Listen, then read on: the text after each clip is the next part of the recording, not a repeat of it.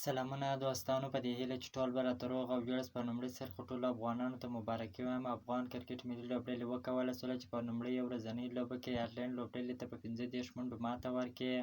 افغان لوبډلې په دغه لوبه کې د لوبې ټاس وګټي، په خپله د بیټینګ پرېکړه وکړله. په ټاکل شویو 50 اورونو کې د 5 لوبغاړو په سوځېدو سره 310 منډې جوړې کړلې. په دغه لوبه کې افغان توپوونکو یو ځل بیا ډېره خوندوره په زړه پورې توپونه وکړله. د افغانستان لوبډلې په ګډه په توپونو کې رحمان الله ګربز ډېره زبردسته په زړه پورې لوبه وکړله چې 121 منډې جوړې کړلې. داسې ابراهیم ځلانبې 80 منډې جوړ کړل. لوبډلمشر حشمت الله شهیدي 50 منډې جوړ کړل. محمد نبي ساحل بې چټکې 40 منډې جوړې کړلې. د 311 منډو هدف په تعقیب کې ایرلنډ لوبډلې ډېره خرابه ناکامه توپونه وکړله چې په پیل کې خپل 3 لوبغاړي ډېر ژر د لاسه ورکړله او داسې د 8 لوبغاړو په سوځېدو سره 215 منډې جوړ کړلې چې په 15 منډو افغانستان څخه ماتې ومنله. په دغه لوبه کې افغان توپ اچوونکو د ښې توپونې ترڅنګ ښه توپ اچونه هم ترسره کړله. د افغانستان لوبډلې په ګټه په ځلعک فاروقي 50 منډې په 10 اورونو کې ورکړلې، 4 لوبغاړي وسوځول.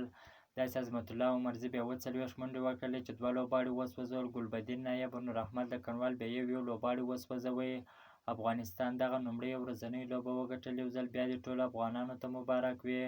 که غواړئ د کرکټ په اړه باندې تازه او مهمو معلوماتو څخه ځان خبر کړئ، نو حتما زموږ پیج سره فالو، چینل در سره سبسکرایب کړئ. د نورو تازه معلوماتو لپاره موږ سره اوسئ.